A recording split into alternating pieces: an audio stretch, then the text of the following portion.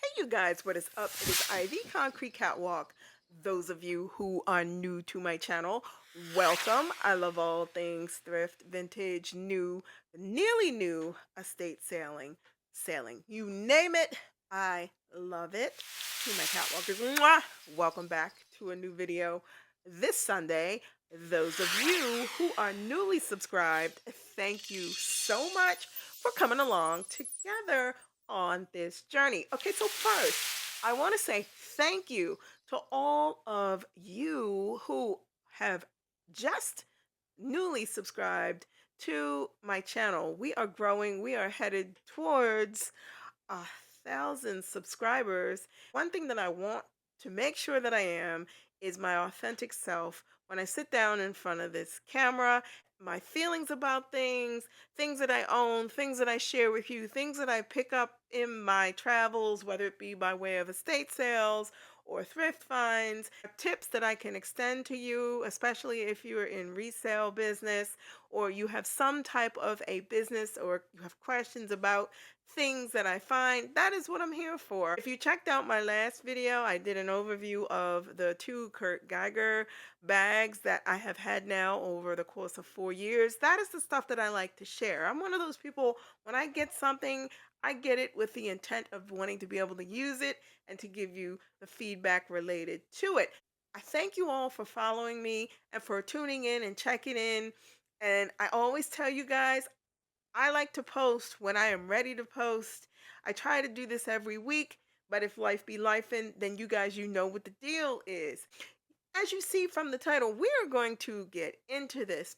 I love to read, especially about the business that I am in, which is that of doing e-commerce and e-sales and resale. And there's a whole lot of discussion as of late with some of the platforms where people do resale on, whether it has to do with the slowdown of resale or a lot of people who are disenchanted with doing resale and thrifting and the whole nine yards. Well, one thing that I want to do is my thoughts on where things sit with reselling and thrifting at the current moment. If you need to get yourself something to drink, a snack, you may want to do that. Put me on pause. We are going to jump into this. I have a resale business and I've had it for now almost 20 years. And I started this when I was much younger. I'm going to just be real with you guys. When you have a business, it commands a lot of your time, regardless if it's something that you're doing as a hobby that develops over time into a business or something that you're full on invested in because out the gate, you know you want to be in business for yourself. Me having a day job, I chose to start my business on that side of a hobby. Test the waters. Let me see if I can sell and let's just see what happens. And I cut my teeth, if you will, on eBay, learning how it works, the dynamics of finding things, nice things, vintage things, and then deciding, okay, let's just see what happens. So as that evolved and things started progressing and moving forward, I happened to come across some of the other platforms that you can sell on. So whether that be Mercari or whether it be Posh or whether it be some other Vinted, some other platforms that you can definitely sell on, Depop, you know, come on, you guys, you already know. I am going to take it down to the core with what I have discovered, developed, learned, one, over having a business that is based upon finding and reselling, and two, what it takes these days in order to continue to be able to move that type of a business along if that is indeed something that you want to do. So let's just go there. Over the course of the 20 almost years that I have been doing resale and estate sale and selling and finding and buying and You guys, it is a lot, especially if you are doing it on your own. Let's just be real. From the sourcing to the cleaning to maybe small repairs you have to make to certain things that you find, to the actual listing, to the point that someone's purchased it and you're now packing and you have to ship it or you have to set up shipping services, the labels, the boxes, the tape. You get it. Now, let me just say this. I'm not harping in it and jumping in it from the direction of trying to discourage anyone. No, if anything, I'm sharing with you so that you are absolutely prepared and you understand what it takes to have a successful run business. Whether you're doing this online or whether you're going to do it brick and mortar or whether you're going to do it both or whether you're going to go because you enjoy doing the whole whatever it is, flea market thing, there's a whole social aspect to resale. But for those of you who are getting into this and you're thinking that you're going to be an overnight, oh my God, the money's going to be coming in. No, this is an ebb and a flow and develop and a feel and a process. It is all about really the customer. I'm not saying that the customer is always right. I am not saying that they're always wrong, but the focus for you as the person who is running the business has to be satisfying the customer, whether it is something that they buy and they absolutely love because you've done everything from start to finish and they are so satisfied with the delivery of the goods, what it looks like, and everything, to the ones where you send it and then it's a whole bunch of stuff in between because we've all been there. I'm sure we have, where we've ended up with somebody who's extremely difficult, and unfortunately what it bubbled down to was a return of an item. You have to be just as gracious with a person who is receiving something that they absolutely love to the same person or different person who received something and they absolutely hate it and they're irate and they want to send it back. I'm not in the business of arguing with anybody. If you don't like it, simply send it back and let's get on with it. Let your money come back to you. Let the item come back to me and we can part ways as if it never happened. Deeper than that, though, with regards to having a reselling business where you're actively sourcing for things, there is a large degree of burnout because you're constantly looking for things. You're constantly trying to make sure that your inventory is one that you're able to constantly turn over. And you're trying to put that energy and effort into making sure that there are things that people actually are interested in wanting so that you don't get what? Stuck with a whole bunch of overhead that you're not able to turn over a profit for. And it happens. Trust me. I have had to go back and look at some of my inventory and just realize that, hey, somewhere, somehow, this is just never going to leave the overhead that I have.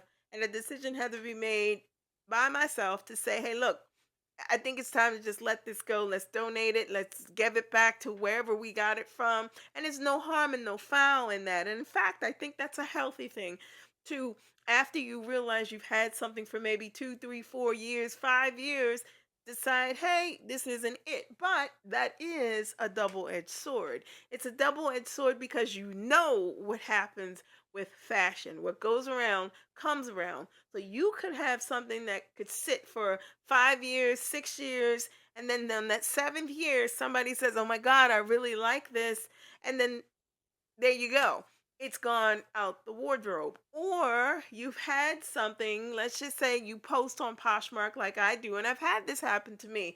Had something out there and it's been sitting out there, and then I decide for whatever reason, I think I want to pull it, meaning physically pull it out of my inventory, and I forget to take it off as a listing on Poshmark, and here someone wants to come along and buy it. And mind you, same thing. This is 6 or 7 years later, and then I've realized, oh my God, I no longer have this, and then I have to tell them. So that is a fine teeter totter of what it is that you decide you want to keep and what it is that you decide you want to let go of. Sometimes I always think to myself, maybe it's better to just keep what you have versus consistently adding to what is already there and just let it play out. If it takes 5 years, it takes 5 years. It takes 7 years, it takes 7 years. If it takes 9 years, it just takes 9 years, because ultimately, what it only takes one person to decide that they want something. Moving in a little bit deeper with having a business and all of the nuances that come along with what I have been going through as of, let's just say, as of the last 2 years, in this endeavor with thrifting and resale. Resale and thrifting, to me, used to be something where you could just literally go in and score. And I'm not saying it's easy. No, I'm just saying intuitively. And I know this happens to a lot of people. You can just walk in and you can kind of just tell if it's going to be a good if it's going to be a good source or not. These days, it's exceptionally challenging because it's not even about the energy of what you feel might be in all of those clothes. These days, it's about the energy of the other people that you're walking in there and you're actively, let's just call it what it is, you're actively in competition with, because at the end of the day, you never know what it is that somebody is looking for. And I think, albeit the leg up is having a little bit more working knowledge of things that will be able to move faster if you find those things when you're sourcing versus somebody who doesn't have a working knowledge of those things. There's a lot of nuances now that used to not exist back in the day when people decided that they wanted to thrift and sell things. It is a totally different realm now. Getting into resale now, I would definitely suggest, if someone was deciding that they wanted to do resale now, really niche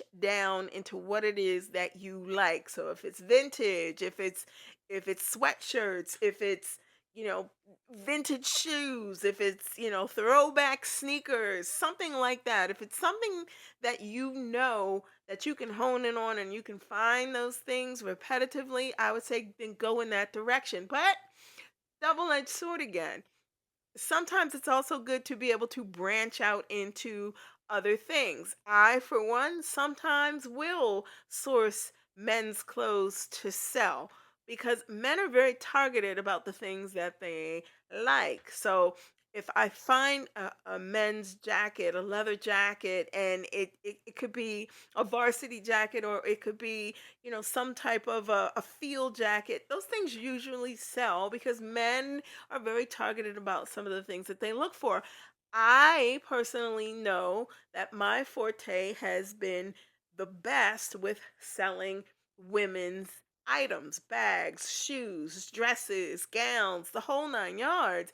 But in the event that I do, and I've trained myself to this, in the event that I do come across something in the men's department that is really nice and I think that it can be sold, I will list from time to time men's items, but it's just a diversification away from what I typically would go towards with wanting to do resale with.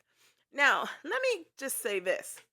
You guys know that I love to get on Reddit and I love reading all of the streams that people post and the feeds that come through. And I follow a lot of different feeds. And one that I will dip and dab in or stick my nose in every now and again from time to time has to do with resale. And a lot of people seem to think that reselling has become very exhausting, and I'm not going to say that they're 100% right, but I'm also going to say that I think a little bit that That's not necessarily the case with regards to doing resale. I think it's how you approach it. I think it's what it is that you decide you feel is the thing that works for you to be able to sell. I agree with a lot of people who post there. It is not an easy endeavor real time today because there's so many other people who are doing it. There's so much more competition. But then again, really, ideally, the competition really is with you and what it is that you're willing to do and take your time to post and list and do all those things that will move your business along. Yeah, are there a lot of other people that do resale? Yes. Is resale saturated at this point? Yeah, resale is saturated, but that doesn't mean that you can't move it along and make sales the way that you feel is good for you to be able to be in a position to make those sales. It's not something that I ever looked at where I felt like because this person was making this amount of money, that's what I should be aiming for when I do this. If anything, I take my time. I'm much more targeted now with things that I pick up. I'm much more focused on things that catch my eye and the focus with especially now vintage things and people wanting things that are unlike any other thing that come along. Very rarely do I pick up things that are of the moment fashions. I don't prefer to resell fast fashion. I try to avoid that as much as possible. I think sometimes it's a little bit inevitable because there are certain things that are going to be able to move and you just say, okay, I mean, I have one or two of these things, let me just see if I can't move them, and they do sell. But I think ultimately, if you decide that you want to get into the business of resale or have a career in doing resale because you're trying to build something where it is going to be sustainable enough to generate that type of an income where you can full on say, hey, I do this full time, I just say do your homework. Research what works for you. Decide what kind of a reseller you want to be. Decide what focus is going to be geared towards what type of customer that you'd like to have, looking at the things that you pick up and find. I think ultimately having this business over 20 years has really taught me actually the ability to be patient and to not feel overwhelmed because I took a huge break from thrifting for quite some time, and I do not do it as often as I used to. I used to do it every weekend or every time that I felt that I had a chance to go out and do it.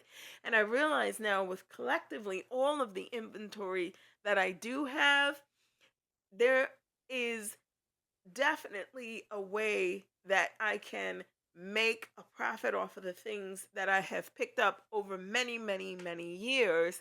And I think when you take the pressure off of yourself to always have to constantly be out there and on the lookout and worried about being in competition and going in and it's so many other people who are diving in the boxes and elbows and look, you get the point. If you take your time and you take it step by step to build something that is going to work for you because you've been very deliberate in how you built it, then I think you'll be a lot happier doing it. Do I think that reselling is challenging real time in 2025? Yeah, I think it is. I think it ebbs and it flows. I think it has its ups and its downs, but it does not mean that it is impossible to do. You just have to be realistic about what it is that you're getting into and realize that there's a lot of people who are doing a lot of things with regards to resale. Do what works for you.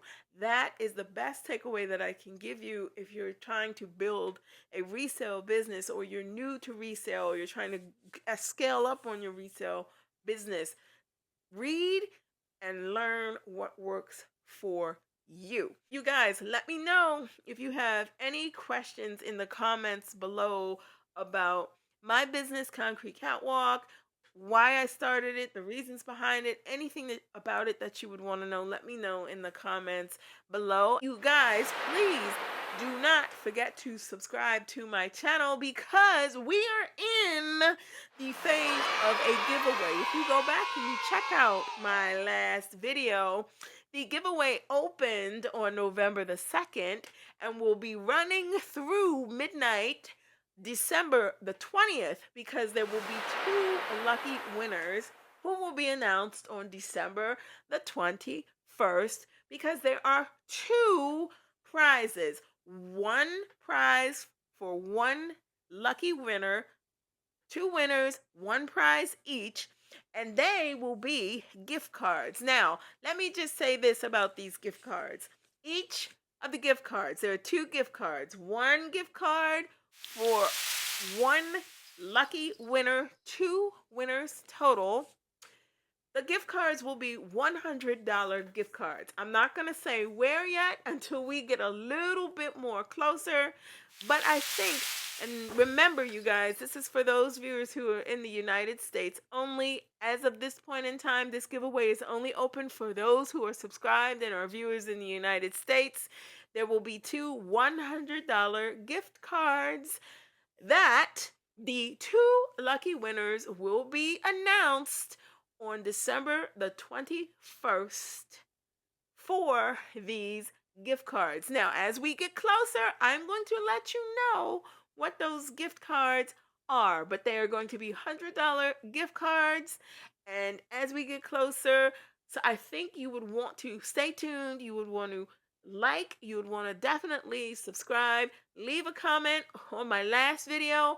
Remember, videos that I dropped from November 2nd forward, those of you who are already subscribed in the United States, all you need to do is drop a comment. Those of you who are newly subscribed, you need to just like, comment, and subscribe. Drop a comment, any comment down below, because these two lucky winners will be randomly selected. I don't know who the winners are until I announce them on that date. So if you do not want to miss out on anything that I post, or you do not want to miss out either on any giveaways that happen to come up, you know what to do. Like, comment, subscribe to my channel. I try to post videos every Sunday, but if I do not, you know, life be life. And so I love you guys. I appreciate you all for watching, and I enjoy giving back to you guys. So this is why I do these types of giveaways. I am here to learn from you guys, to share with you guys, to dialogue with you guys, and to give you guys things that I just feel are well deserved. If I could give everybody something with a giveaway, I would certainly do that. But I think this is a great way to give back to you guys. And I just appreciate all of you for taking the time to sit down and watch me, and to share with me, and to dialogue back and forth with me. So like, comment, subscribe. You know what else to do. Tap that bell so you do not miss out on any new videos that I post. All the deets to the giveaway will be in the description box below. You can also head on over to Poshmark. You can check out my closet. I am Concrete Catwalk on Poshmark. If you see anything there that you are interested in, feel free to DM me there, or you can head on over to Instagram. I am the Catwalks Concrete on IG. Feel free to leave me a message there as well if you see anything in my Poshmark closet that you like. To you and yours, your friends and family, to each and every one of you, have a happy Thanksgiving. Thank you so much for stopping by this week. Be safe. See you all in the next video. Mwah. Bye for now. People always told me